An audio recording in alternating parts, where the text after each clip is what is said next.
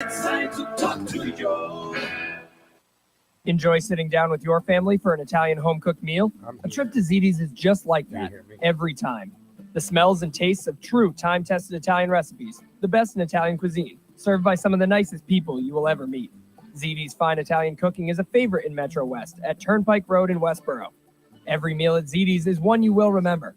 Head on down to Ziti's. All the best food Italy has to offer right here in your backyard.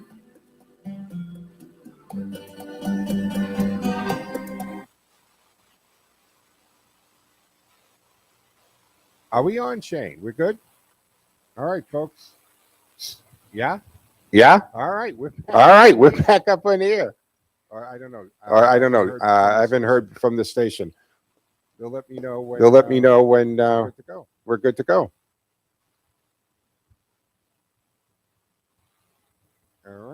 All right. Can you hear me now, Joe? We are good if you're good. We are good. Okay. We are good. Okay. I have a feedback, so maybe take something out of audition. There you go, buddy. That should be much better. We're good, Shane? Sounds good, buddy. I think we're good.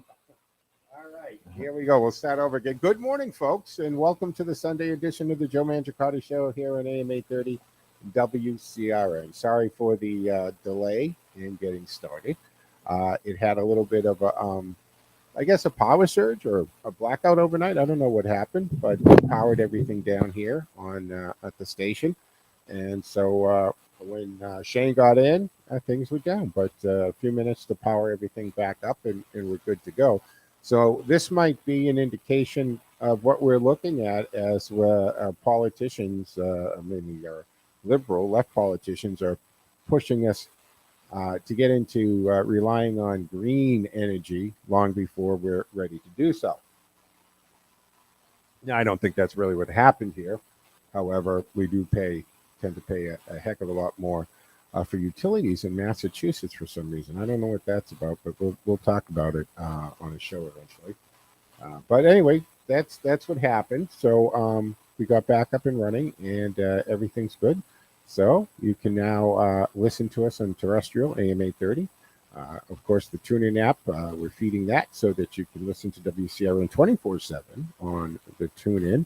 If you don't have it, it takes seconds to download, put it on your device. You just hit WCRN, find it, do me a favor, hit the like button so we know you're there, and then it's very easy to find.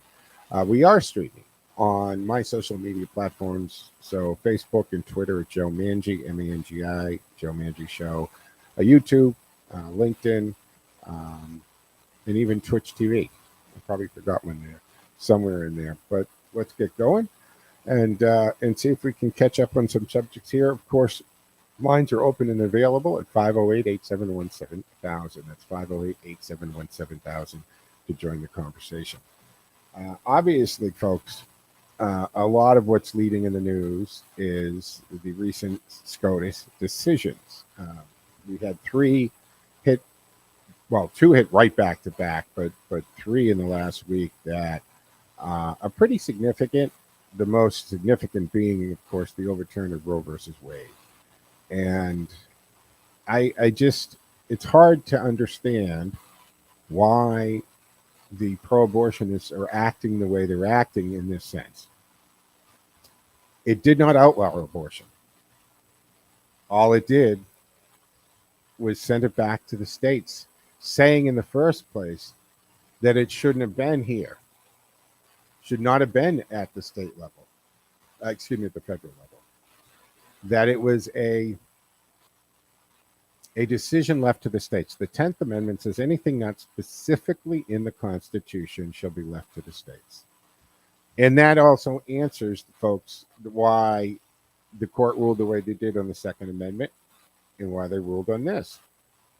Because guess what? The Second Amendment is actually in the Constitution. So it's very easy for them to call that one. And I said a couple of years ago when this thing started, I was out there saying, don't push this, because it wasn't just me. It was many of the pro-Second Amendment organizations and people were telling the group that brought the case that eventually got to the Supreme Court, that careful to keep pushing that because you're probably going to lose it. And they did, of course. And the basis of that was very simple. They felt in New York and in Manhattan specifically, and this is their argument, it's a dense population. I'm not sure what that's supposed to mean. I mean, there are other very dense populated cities in the United States where many, many people are carrying concealed weapons, and they're not the problem. Again and again and again and again, I have to keep saying, who's out there handling the firearms in the wrong way and using them to commit crimes or to shoot people with no justification? They're not the law-abiding, licensed, duly purchased, registered guns doing it. So why do you have a concern with them? So that's their argument. Oh, it's very dense population and more guns out there will be a problem. And you got this new mayor, which to me is very disappointed in. I had such high hopes for this guy. He's saying it's a wild, wild west. It's not the wild, wild west. And it's not going to be, you're not going to see anything. And this is interesting because I don't think statistically it's going to matter. The only thing you might see is someone who is about to be assaulted, hurt, or murdered defend themselves and maybe actually end up shooting and killing somebody in their defense. But that's the way it's supposed to work.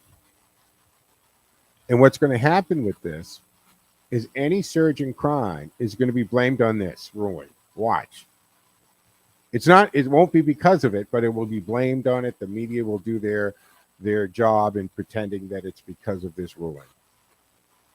And the court pretty much said, look, there's no second part to this. The Second Amendment, it is what it is. You don't have to then prove to the people of Manhattan that you need this. It's not a question of need.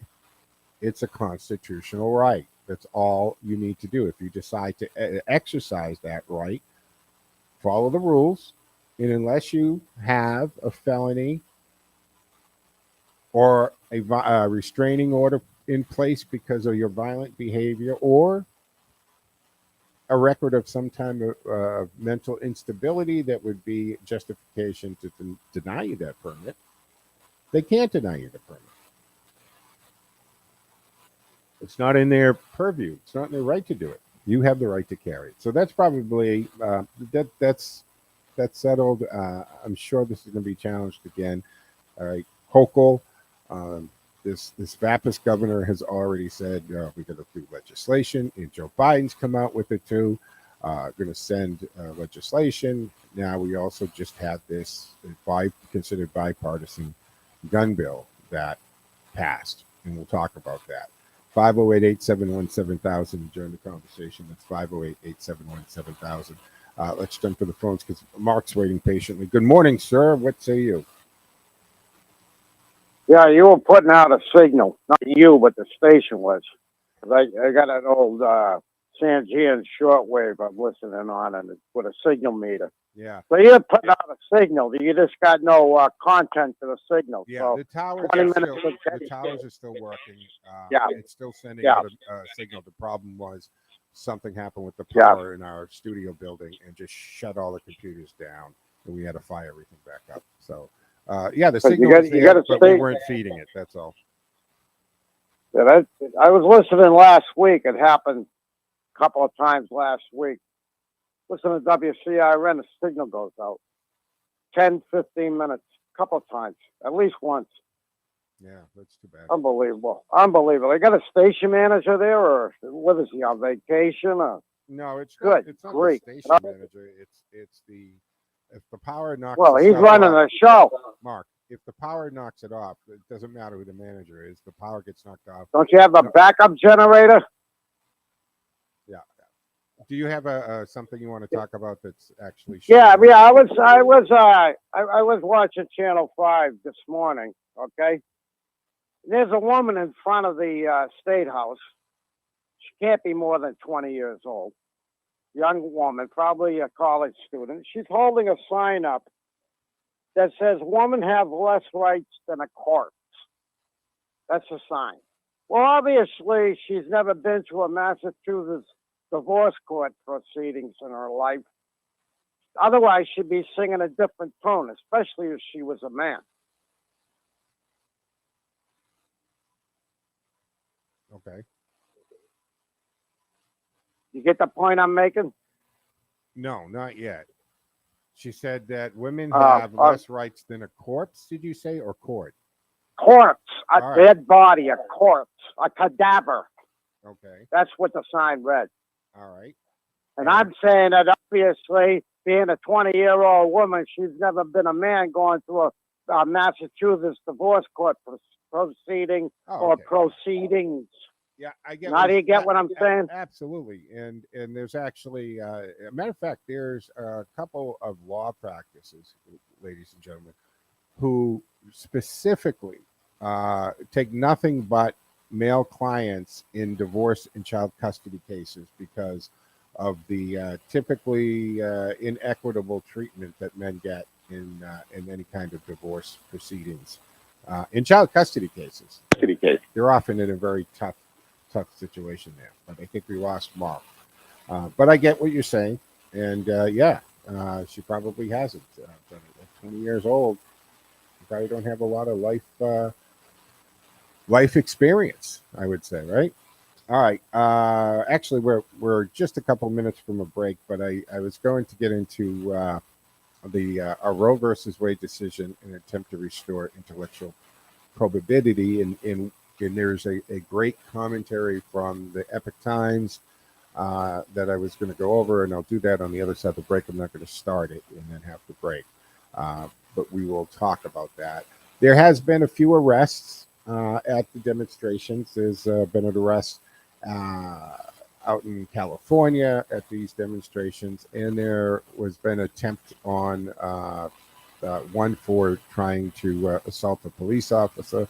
So they're there, these protests are there, and who knows how long this is going to go on. I mean, we had basically a 5 or 6 week release valve, right? Because the leak kind of got things riled up.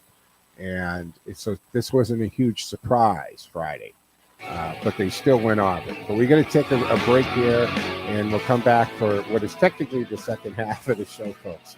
So stick with us here on AM 830 WCRN.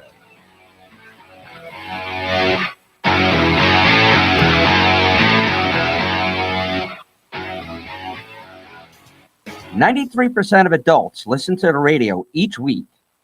Of those exposed to radio ads, over half made a purchase. Despite how often the media reports on newer forms of advertising, it is, in fact, free broadcast radio that most effectively reaches and truly influences customers. Radio allows you to place your company's message directly to the radio audience for 30 or 60 seconds, and it's a gold mine. Radio advertisements are more memorable compared to written and visual ads. It's just this simple. Sound is stored more effectively inside memories. Reach over 90% of this market's potential customers with your radio message on WCRN Full Service Radio. Call station manager Chris Thompson at 508-870-5803 extension 222 or visit WCRNradio.com. If you were to ask any retiree in a word, they would tell you that retirement is all about income. Income in retirement is a permission slip to enjoy life. Income provides the freedom to spend money each month, knowing that more will arrive next month and the month after that. As important as it is to accumulate assets for your retirement, it's equally, if not more important, to maximize the income being generated from your assets. My name is Jerry Doherty, and my radio program, Making Money Last, has been heard right here on WCRN. Well, do you know if your retirement income is as high as it could be? Are you living off less than you should be? Well, I'd like to offer you a complimentary review to answer that very question. Simply call my office at 877-772-1776. I'm conveniently located right on Route 9 in Westboro. Again, my number is 877-772-1776. Let's increase your income today.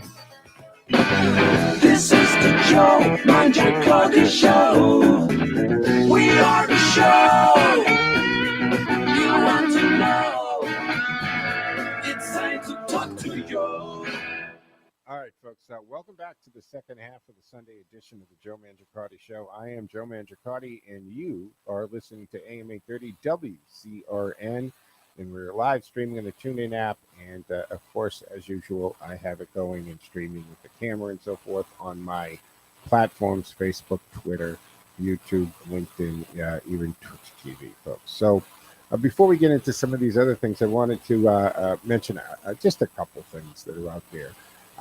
We've seen Netflix, along with some other corporate America, kind of, putting the brakes on a lot of this wokeism stuff, and being told how to run their company by employees, just a small few employees who just don't like things, right? The Karens and the snowflakes and so forth. We've seen Netflix kind of say, hey, if you don't like our programming and what's on the air here, what we're putting out there, maybe this isn't the place for you, right? We've seen Elon Musk out there with you'll be in here 40 hours. That means in the office for 40 hours. You can work from home after you do 40 hours in the office, because guess what? Our factory workers, the people who actually put the cars together, right? The people who actually do the hard work, they're in here minimum of 40 hours. So you can be at your desk in an air-conditioned office in comfortable aerodynamic chairs and all that for 40 hours. We've seen other companies also set that tone to hold off. Spotify tried to be held hostage by some washed-up artists over Joe Rogan. And they said, no, we just paid the guy $100 million. You think we're canceling him? You're crazy? We saw we're seeing the financial institutions telling people, get back to work. Even though the president made a veiled little reference the other day, got a little play, but not a lot of play about the second pandemic coming. Do we schedule those now? Do we put them on the calendar? I mean, what does that mean, Mr. President? But here's Netflix again, making the news a little bit, because they're releasing a show, right? A new show. It's really taking aim at liberals. It's called Snowflake Mountain. So a couple days ago, Netflix quietly dropped Snowflake Mountain with very little promotion in the lead up to its arrival, by the way. And it takes just a few seconds of watching this reality television series, and you understand why. But snowflake, of course, the term often used by the right or conservatives, usually preceded by liberal snowflakes, refers to the complainers, right? The Karens of the world, and who have a problem. Look what happened with Kroger's this past week. Somebody gets on Twitter and says they're offended because they're selling koozies with the Second Amendment on it, and Pine Zero, give me liberty, give me death vote, which is historical, by the way, and you should stop selling it. And they're caving. They're caving to this. So this is an 8-episode series. It follows a group of young adults who are purportedly overly emotional, easily offended, and dramatic. Now, their parents, whom they all still live with, of course, send them off to the wilderness, and 2 military veterans are going to teach them survival skills and will somehow transfer them into maturity and accountability. So that when they come home, they're normal human beings. I guess that's the goal. Now, later on, it's revealed that they're also competing in a Survivor-style competition for a $50,000 prize. So they're now going to capitalize on the snowflakes. So you can check that out. It's Netflix. It dropped on Wednesday. 8 series. I'm definitely going to take a look at it. All right, folks. 508-871-7000 to join the conversation. It's 508-871-7000. The other thing is, this past week, we also celebrated Title IX's 50th anniversary. And this is interesting because the Title IX situation has been, well, challenged in a lot of ways because of transgender females in sports. So Title IX, prior to that, women's sports were very second class. I mean, they did the same amount of money and allocation of space and equipment was not given to women's sports as it was to the male sports.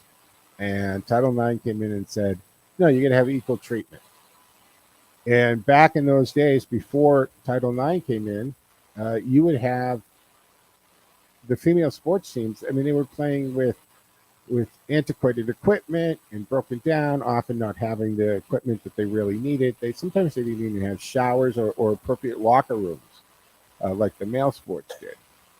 So with the Title IX coming in, it changed that, and the women's sports started to get the same money in locker rooms and showers and equipment and space on the field and all of that. And that led to some incredible female athletes.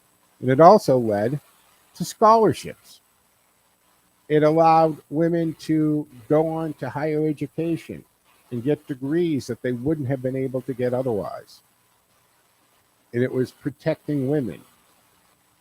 And now, fast forward 50 years, and we have transgender females competing in sports. And this is now a huge question. And some are asking, where is the defense of the women, biological women, who are getting knocked out time and time again because they're competing to what is biologically a male, although they identify. Now they're talking about that you cannot compete if you haven't gone through your transition by 12 or before puberty sets in. Because if you go through puberty and you're 17 years old and you now just identify as a female and compete on a female sports team, let's take Leah Thompson, probably the best known transgender athlete right now. Maybe Caitlyn Jenner might be that because of her time as an Olympic gold medal winner as Bruce Jenner and so forth. But Leah Thompson's been in the news quite a bit. And although she followed the rules and waited the appropriate amount of time, she had already gone through puberty. So when you see her towering over the females, and she does have larger body mass, a much larger reach, larger hands. These are things that all are very advantageous in swimming. She's dominating this. And this isn't in swimming, fractions of seconds actually make a difference in that sport. And she is winning by meters, sometimes a full lap of the pool. So you have biological women who started practicing their craft or their sport at 9, 10 years old, and they are coming in the top couple, 3 positions consistently, and then all of a sudden they have to face off against a female identified as a female, but the muscle mass and strength of a male who's gone through puberty. So where is Title IX on this now? How does this come into play? In the Biden administration, they're making changes to the Title IX as we speak, even to the point that they're going to include that using pronouns is considered sexual harassment. Now, this has been something on the Radio Pride show that I've done, and other venues I've talked about this and how to handle this, and we've done it a couple times in this show, because you'll see these clips once in a while, folks, right? Won't you? A person walks into a coffee shop and he identifies as a female, but he's 6'3", very male looking, has a wig on and maybe some makeup, and the poor clerk says, "Can I help you, sir?" And he flips out on the clerk. Now, my understanding, and I've talked about this, and I've asked the question to very well-known advocates in the LGBTQ community, what is the appropriate scenario here when you misgender somebody? And it seems that the accepted universal way of handling this is to politely correct the person and move on. That's it. So when they say, "Can I help you, sir?" she should have said, "Well, it's actually Miss. And I would like a large coffee." Move on. That person in that time was not harassing you, was not trying to assault you or degrade you, make fun of you. There was none of that intent, wasn't there. They responded to what was visually in front of them and what they understood to probably be a male. Now, once you've corrected them politely and move on, if someone purposely is doing it, now they're just being idiots about it and they're giving you a hard time. Then maybe you have the right to kind of get upset with them. But this Title IX in the transgender issue, I think, is coming to a head here. And what is going to happen with this? And how are they going to handle this? And what are they going to do about this? There's talk about a category for trans people. My first thought is, well, are there enough? I mean, there's more than you think, right? We only hear about Leah Thompson, but there's far more than you think. But is there enough to have a league and to be able to compete against each other? And is it fair to allow somebody who has gone through puberty and has the physical advantages of a biological male to compete against biological females? The LGBTQ community says it shouldn't even be a question, right? It's just got to be what it is. What say you? 508-871-7000. All right, we're going to take a break and we'll come back for the fourth, or what will be the third segment here. Stick with us.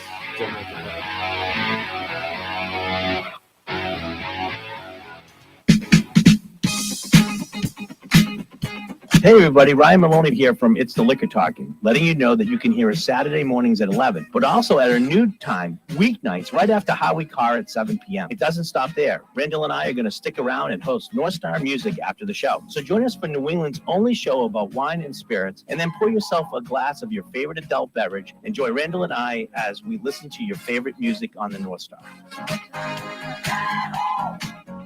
Chris Thompson here, station manager at WCRN. I need salespeople. If you're retired or a stay-at-home mom looking to make a few extra dollars, this opportunity is perfect for you. Work part-time, set your own schedule. It's fun. We provide the training you need to succeed. The only thing better than listening to Howie Carr is selling Howie Carr. If you're outgoing, not afraid to learn new things, and would like to earn some extra money, call me at 508-870-5803, extension 222. Stop making money selling radio. WCRN is an equal opportunity employer. Providing quality coffee shows that a company cares about their employees and customers. No one cares more about quality and keeping customers happy than Good as Gold Coffee Service. For over 45 years, Good as Gold has been privileged to be the preferred coffee supplier of some of the area's finest businesses. Isn't it time for you to make Good as Gold your coffee service? Whether you enjoy freshly roasted coffee beans, pre-measured packs, or single-cup solutions, Good as Gold Coffee has the perfect solution for every size business. Call Good as Gold Coffee today at 1-800-322-0439 or visit them on the web at goodasgold.com. Good as Gold, proud to be your family-owned coffee connection. Whether it's the latest news, sports, and weather, Howie Carr in the afternoon, or North Star music at night, listening to Full Service Radio 830 WCRN has never been easier. Just log on to WCRNradio.com. This is the Joe Mangiacotti Show. We are the show you want to know. It's time to talk to you. All right, folks, welcome back to the final segment here of the Joe Mangiacotti Show on Sunday morning edition. I am Joe Mangiacotti, 508-871-7000 to join the conversation. That's 508-871-7000. All right, I did want to talk a little bit about the Roe versus Wade situation. You know, President Trump had 3 appointments, right, during his presidency, which certainly helped bring the Supreme Court back to more of a constitutionalist court, and not activist judges or jurists up there. He was able to nominate and get confirmed Justices Brett Kavanaugh, Gorsuch, and Amy Coney Barrett to the Supreme Court, and not to mention hundreds of federal judges, because Barack Obama left the presidency without appointing like 300 judges. Empty bench seats were there, and that's on him, right? He could have done it, and we've seen that has going to make a difference. I mean, so the biggest out of all of the great things that the Trump administration has gotten done, first, I think, being preventing Hillary Clinton from becoming president. That's number one as far as greatest achievements. But second to that, in his legacy, 45's legacy is going to be the Supreme Court appointees, as well as all of the judges in the federal system. And we will see this because even Justice Ruth Bader Ginsburg said, this was very shaky. The 1973 RV Wade was very shaky, and that it was going to be chipped away at it. And she warned that this was going to happen because she knew that it really was something that shouldn't have been there. And abortion is not a constitutional right. It just isn't, folks. It's not in the Constitution, so it's not a constitutional right. Now, law, it can be created by Supreme Court decisions, but it also says in the 10th Amendment very clearly, anything not specifically addressed in the Constitution shall be left to the states. Not could be, not may, but shall be left to the states. And this is what the court has recognized and said, look, it's very clear in the blueprint for the country that it doesn't address this in the Constitution. And I know I already got the feedback. Of course it doesn't. It barely recognizes women in the Constitution, right? So that women couldn't even vote at the time. They couldn't even vote until it was the 1900s, for crying out loud. So the thing is, it's not in the Constitution, so therefore let the states handle it. So abortion is not outlawed or banned in the country. Now, there might be some states that are going to put some very strict abortion laws in and maybe completely ban abortion, but then that's up to you to fight it in those states. But abortion is available to women who need it or want it in certain states. And we'll have to take it from there. Now, there's a bigger conversation to have there because, as usual, who does this hurt the most? It's going to be women on the margins, women in the lower eco class, because it's going to take money to travel and to set that up. We get that. But this is at least a starting point. It's not outlawed, but it also, hopefully, we're not going to have these late-term abortions happening. And then remember, we had the governor who was saying, hey, the baby should be born, made comfortable, and then the doctor and the mother has a conversation as to whether that child continues to live after it's born. Now, that is absolutely murder and straight out. No question about it. 508-871-7000 to join the conversation. Ken's been waiting patiently. Hey, good morning, Ken. What say you? Good morning, Joe, and hello again, Patriots. I thought I would continue on your discussion in the last 15 minutes or so on the trans athlete. But before I cross to that, it is Sunday, and it's time for Hall of Fame. Absolutely. And so I don't know if I've already nominated these, but that it's so significant that whether I have or not, it should be stated. And those who are interested in the topic, I've already spoken extensively in previous shows this week. Hall of Shame is obviously Mitch McConnell, and the Hall of Fame is Samuel Alito. And I think most all of us know for the reasons each has earned their honor or shame. Yeah, his but appointment was pretty historical too, very significant. Maybe not historical, but very significant, right? He was a Bush appointee, and that was very significant because that helped change the dynamic of the court a little bit. And of course, the last three really brought it back to. And I'm saying, if they're not, I don't know, Ken. Do you see? I don't view Amy Coney Barrett. I don't see Neil Gorsuch or even Brett Kavanaugh as activist judges. I think these are jurists who are very brilliant legal minds, and they are constitutionalists. They are applying the Constitution as they should. But we have clearly seen other justices, the ones considered maybe on the left or too liberal, to be more activists. We've had some of them actually say, that they're going to be activists. And to me, as soon as you start saying that, are you not saying I am going to manipulate the law or the Constitution to fit the outcome I want, opposed to applying the Constitution and having the outcome that we get from that? absolutely, I can't disagree. And the whole picture that you're painting is the activist left is so extreme that in so many ways we just have to bring them back and say, wait a minute, now time out.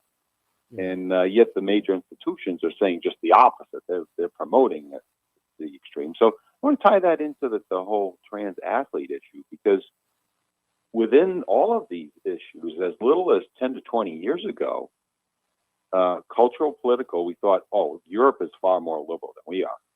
Oh, no. The left of the U.S. is far more extreme to the left and liberal than Europe is now. And the trans issue is a classic example because it's based on just the last week, I believe, two rulings, FINA, which is soccer, and I believe there was a swimming ruling at an international level. So you stop and think about that. Okay, at the international level, what are they saying? Hold it. The U.S., you've gone way too far. We got to rein this in.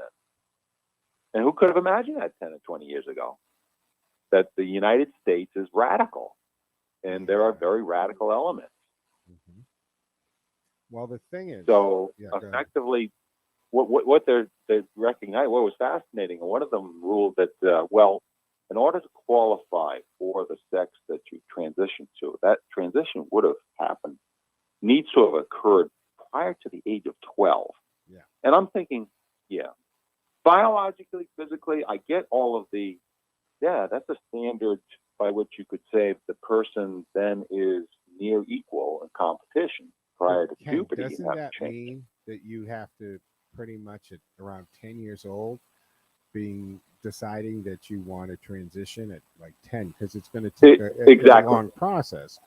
And I don't know about you, but I was not making serious life decisions at 10 years old. Nor should anybody. At 10 years old, I'm sorry, quite simply, on most all of the issues that we have, if not all of them, there's somebody that's responsible for a 10-year-old. It's called a parent or parents. You're not in a position to be making those decisions, period.